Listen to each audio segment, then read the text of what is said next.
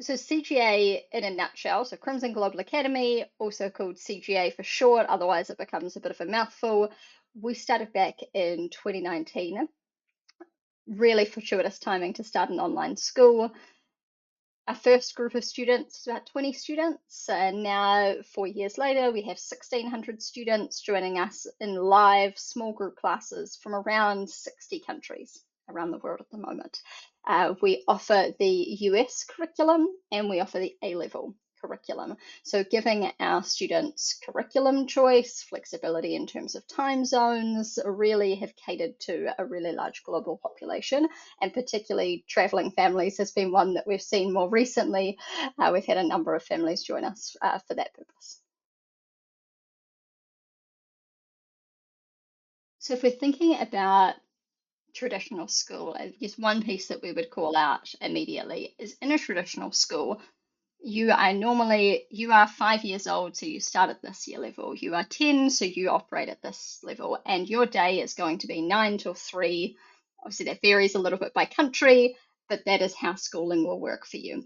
And when you take out the commute time, you take out those fixed lunch breaks, and you start looking at students from a academic ability, not age perspective, you really flip that whole model.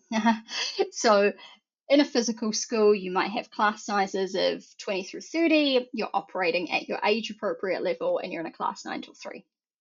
We find that in an online environment, we can offer class sizes that are, on average, we sit around 10 students in a class. So a really interactive, quite personalized experience, which our students really thrive in. You can do your classwork in around 5 hours, depending on what year level you're in. So, about 5 hours of live classes gives you more time to fit extracurriculars around it, and additional activities that you might do still within that same time of day. You've cut out all the commute time that you might have and the walking between classes and things like that. And then we also, a really core part of our philosophy is this ability, not age. So about 47% of our students right now take a subject or more above their year level. And this is, a really important piece because you might have a student who is ahead in maths from where they might otherwise be, at the right level in English, and maybe need a little bit of remedial support in science, for instance. And within an online school, we can personalize that. You could join maths in the year ahead, you can be English at this level, and maybe you have some additional support around the sciences side. So we can really adapt around the student as opposed to you're in this class, 30 students, and you're going to be streamed accordingly. So I'd say that's one of the biggest differences when you think about physical versus online.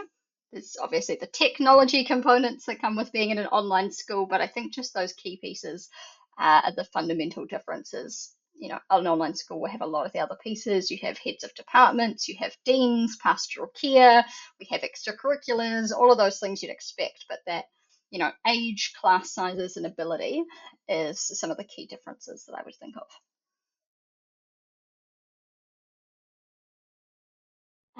We don't have a typical student. We have a really wide range. I'd say there are a few groups, but this by no means captures everyone that is at CGA.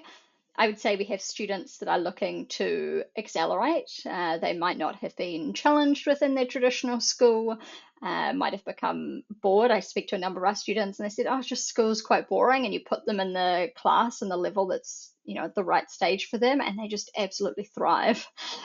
So those that are looking to accelerate or really challenge themselves would be one group. The others would be students who are looking for flexibility.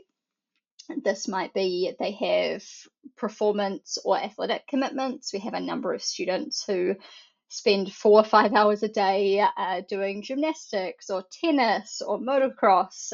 So they're really looking for schooling to fit around those pursuits. So really that flexibility component. And then the third group of students is those that are looking for access, really. So that might be they live rurally or in a remote area and don't have access to really high quality education nearby. We've had families that have needed to travel 3 hours each day That's one way. So 6 hours a day, just to get to school, or they needed to send their kids to boarding school, and they just haven't had that access. Or this group of families that are traveling or moving, they can't just lift and shift, and their job may send them to the other side of the world. But for their kids, that's a huge disruption in their education. I was just talking with a family last week. They're based in New Zealand. They're moving back to the UK.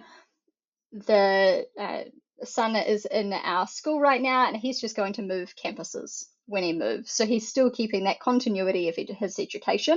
He's still staying within the same school, but for his family, they can move whenever it makes sense for them, and we can just switch him into a time zone that works for him, and he gets that continuity. So that's been a group that's really been emerging in the last year, particularly, I would say, as families have looked to sort of relocate around the world, or just spend more of their time traveling.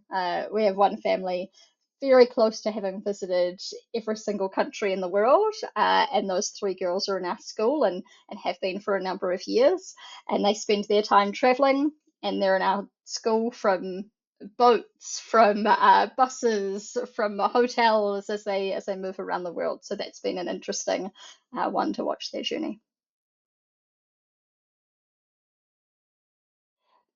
So I mentioned 60 countries that our students are in, and stepping back a little bit and thinking about how we structure our campuses. Because we want to keep small group class sizes and we want to have live online sessions with students, that means we operate three virtual campuses. And this means that students in time zones that are close to that campus can really connect in, we can have that community, and we can have group classes at a time zone that works for them. So we have a US based campus, and that supports our students largely in domiciled in the US, but we also have students in Asia that join that campus as the time zone and school year works for them. We have the Greenwich campus, which is UK, Europe, Middle East. The academic year also aligns, so we start in September for that academic year, and the time zone fits for those students. We have a heads of department, we have a principal in that school and in the US campus, and we have the same in what we call our Aoraki campus. And Aoraki is ANZ predominantly. So that means the school year starts in February, which is when the school year starts over this side of the world, and that's Australia, New Zealand, and parts of Asia that sit more on that academic year, or this time zone works for them. So those are our three main campuses. We run live classes from sort of pre-IG level through A levels, and we have the US pathway.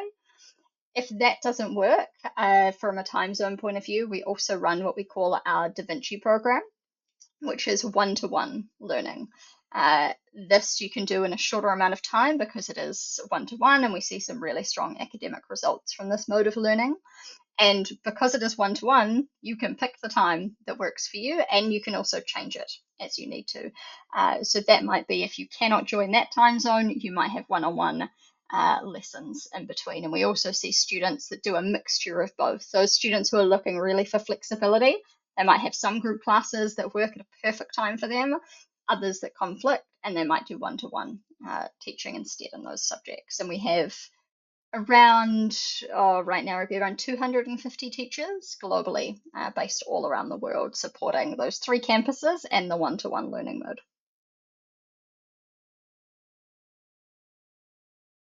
Extracurriculars for us, we've taken quite an intentional approach around not just extracurriculars that students will enjoy and traditional schools may offer, but also what are the life skills that they need to build? What are the future careers they might be preparing for? So we run clubs online, and these range from your sort of maths club through to in that sort of future careers ready space. We run Technovation. We run a startup club. I just had students pitching their startups for me last week, which is amazing. We have stock investing, which is a really important skill, and we make sure that we try and get our students into that extracurricular club. They do a stock investing competition as well, which has been really incredible to see over that time. And then in the technology space, we have 3D game design, we have animation, There's coding, there's robotics, and that sort of STEM space as well. So those sort of future ready STEM space, and then we try and offer all of the sort of standard ones as well. So there's about 15 extracurriculars that we offer in terms of being faculty led. And then in addition to that, our students have been creating their own. There's around 30 that our students have set up and led themselves, anywhere from photography, it's a photography, and there's a photography composition club, there's a Lego club, there's a astronomy club. There's really quite a broad range available, and that's what's really beautiful about an online school, is that you can find friends based off shared interests. So you start a club and you get 3 other people from around the world joining your club, and you all have the same shared interest. So rather than thinking about the community element from a proximity, we live in the same neighborhood, to really flip that in terms of finding people based off shared interests. So allowing our students to run these clubs has been really successful to support that. There's a few elements to building community. I mentioned that proximity over shared interests, and we really lean into the shared interests element of building community.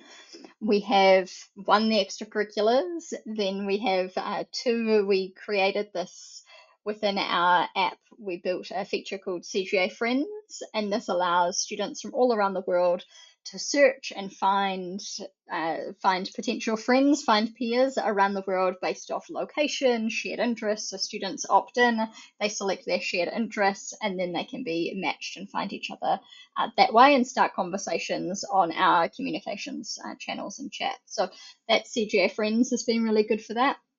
And then the third element is within the classroom.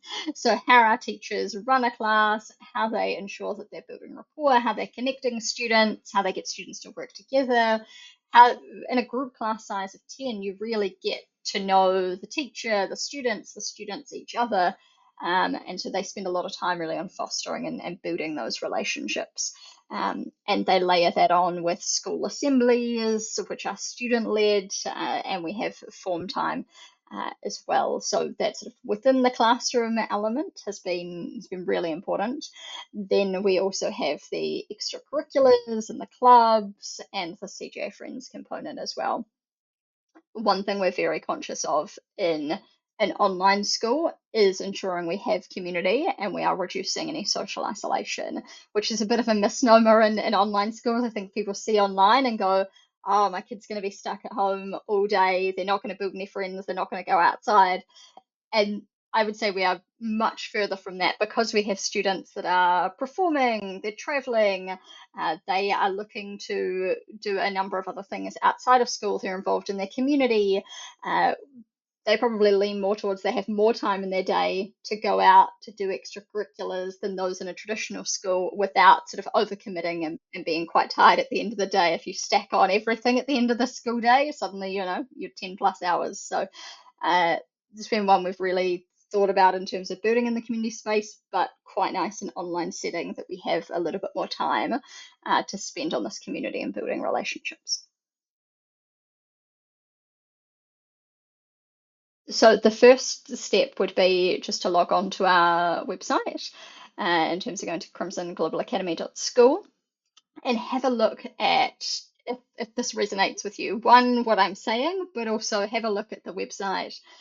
There's a lot more student testimonials on there, a lot of parent testimonials, case studies for most different sort of situations that we have. So you may find some stories on there that really resonate. Then there is an option there just to book in for a free consultation. So I've got an incredible team of admissions officers that would love to have a conversation, talk through your scenario, if this might be a strong fit. So you can just go in there, book in a free conversation, and the team will reach out and have that conversation, really how it could work for you and your family. So if you are looking in the A-level pathway, we do have online trial classes available. So right now we're not offering those within the US pathway. The school year hasn't started yet for that. We're just closing that out. But right now in the A-level pathway, we have options that suit Northern Hemisphere and Southern Hemisphere time zones. So you can sign up and book into a trial class and really go along. They are incredible sessions, and you'll see if this mode of learning works for you. We operate them quite regularly, usually across English, Maths, Science as the core subjects that students might be experiencing within their school and want to give a go in an online setting. So you can go onto our website and book in for a trial class as well. We also have some recordings of previous classes. We have some podcasts with some of our teachers, so you can hear more about their teaching philosophy, why they started, why they're passionate about their subject. And that's really nice, I think, for parents to hear, when you can hear your teacher's enthusiasm for the subject they're teaching. Has been a really, really nice one. We've been getting our teachers to sort of come along and record a little bit more about their backgrounds and what they're passionate about. So you'll also find those on our website.